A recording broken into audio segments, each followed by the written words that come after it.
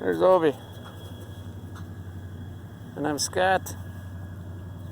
Today we're out on the Mississippi River on a little island just to the north of Lynxville, Wisconsin. We came out in a kayak with Kelly from Heitman's Landing, which is right over by that house, if you can see it at the base of that bluff. We're on a man-made island, so this is kind of a story about today, taking a look at, see all the goose tracks, a whole pile of them on here, how humans can have a positive and sometimes a negative, but in this case we're going to go with the positive impact on the world around us. And I also want to do a little shout out to Gary and Diane Koshmetter for helping me to get a better sound system, so I have a better mic. So I'm going to show you something. Somebody in recent days, very recent days, has been out here planting these. These are all little tiny maple trees. So these have all been planted on these islands to help to hold them in place. So these are man-made islands again, and you can kind of see the repeating little rock, like I call them wing dams, but these are tiny wing dams to slow the current down and to promote sedimentation in this case, because they're trying to keep the sediments in one area. And if you'll notice, this man-made island is just littered right now with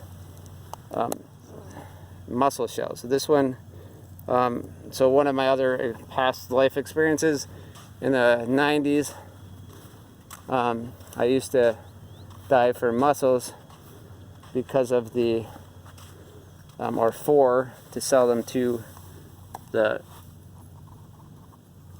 pearl market. So the cultured pearl market, these are washboards. These would have been just barely legal, and they're thick enough that they could cube these up and then put them into a tumbler. So they would make them, cut them into cubes. This part of the shell is, I don't know, almost a 3/8 of an inch thick.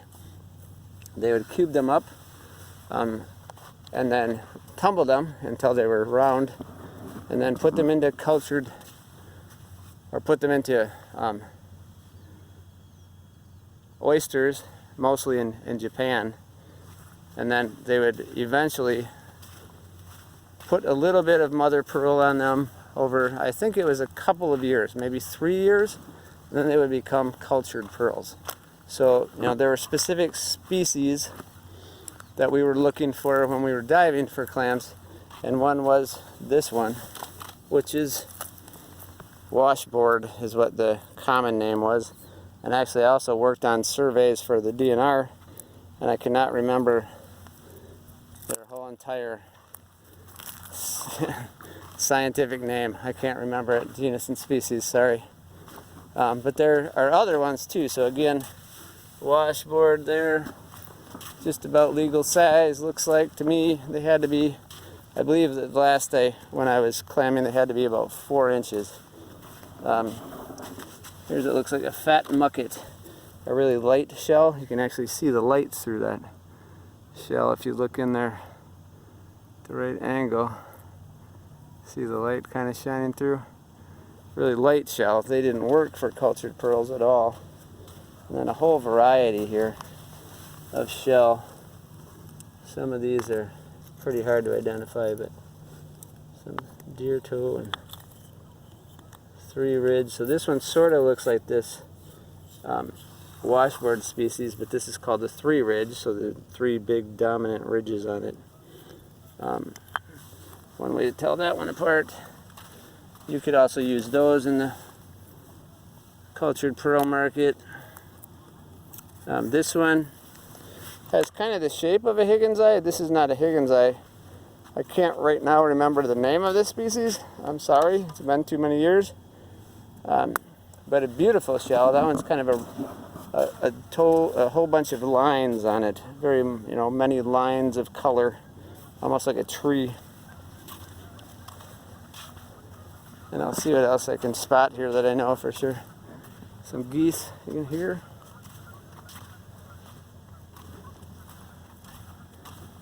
Again, these islands were created by humans, by the Corps of Engineers, and by actually contractors who do this work to help with the fact that this part of the river, because over there is the main channel, and then it crosses here, crosses the valley, the Mississippi River Valley, to that side, which is looking toward Lansing.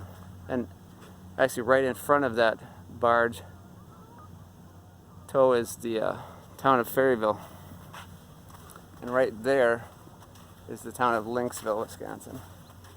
So these islands were partly created for habitat, because all this was becoming filled with sediment. So if there was hardly anything for islands, here's the claws of a now consumed crawdad. So the rest of the body was eaten by a gull or some other animal in order to survive. Ate that one. Predation. So again, these islands, were made to help slow that filling up of the area here. You can't really see it, but right down there, directly down there, is the Locken Dam number 9, and then the Earthen Dam, of course, too. So that slows the water down quite a bit, and that means sedimentation. So sediment drops out of the river, out of the water, and that's what I'm walking on. But this, like I said, is artificially created. However, they just dredge it, from right out there, and then move it right to here to create an island to help with erosion control and to help create better habitat, so that the geese can lay their eggs on this island and raise a brood, and then continue on to the next generation. And also turtles, like, they need land, so that when everything just fills up and becomes shallow, it's all just marsh and there's no actual land for them to do that on. So nowhere for them to really nest. Just a couple of remnant islands. So like that one they did not create. That one was out here still, but just a tiny little remnant island. So it's nice for them, to have done this. So again, a way that men or humans are positively impacting the world around them. It's good to see, because we end up seeing so many negative impacts as well. Obi apparently has found something that smells interesting back here. I was going to walk a couple more feet down the shoreline here to find some turtle tracks. I've seen several sets, and I wanted to find some fresh ones, but there's the remains of a duck that didn't make it. Again, what happens? Predation. Not many predators out here of the four-legged variety, definitely. Obi's out here, but not much of a predator. He just likes to bark at rabbits. That's about it. There's a couple of ducks, and this piece then connects to another little set of man-made islands. That's pretty amazing. Again, you have to, if you can, give it a look. A little bit more crawdad. I don't see any turtle tracks right now, so I'll have to wait till another time. So again, as I've been saying, try to stay socially distant, but not socially isolated. Try to stay curious. Holy moly, they've been just having a smorgasbord. It's like a crab house here. Here's the carapace.